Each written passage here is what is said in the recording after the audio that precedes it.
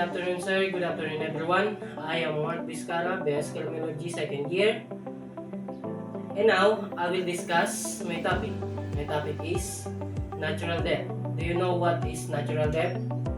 Natural death is when a person dies due to internal factors without any external force or intervention. It's often the result of a disease process, old age, or combination of factors.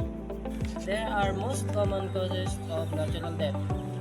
Number 1, heart attack, heart failure, arrhythmias. Number 2, cancer, various types of cancer leading to organ failure or complications. Number 3, a blockage or rupture of blood vessels in the brain leading to brain damage. That is a stroke. Respiratory failure, condition affecting the lungs such as pneumonia, asthma, or chronic obstructive pulmonary disease that we call COPD.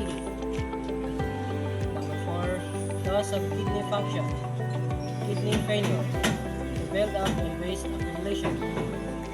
Number 5, liver failure, loss of liver function leading to complications such as jaundice and internal infection. Severe infection such as sepsis can lead to a multiple organ failure. Number 7, old age. As people age, their bodies become more vulnerable to disease and conditions.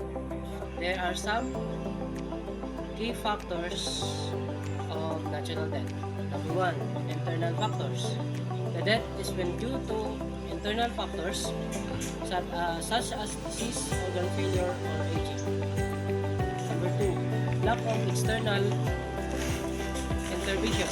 There is no evidence, foul play, trauma, or external force contributing to death. Determining natural death. Medical examination. A medical examiner or pathologist will perform an autopsy to determine the cause of death. Number 2, medical history. Disease medical history including previous illness, medication, and treatments is. Number 3, investigation. In some cases, an investigation may be conducted to rule out any suspicious circumstance.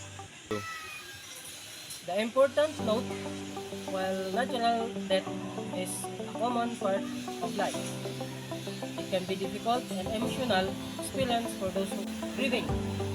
It's important to seek support from loved ones, friends, or grief counselors during this time. That is my report for today's video, and thank you very much, and God bless.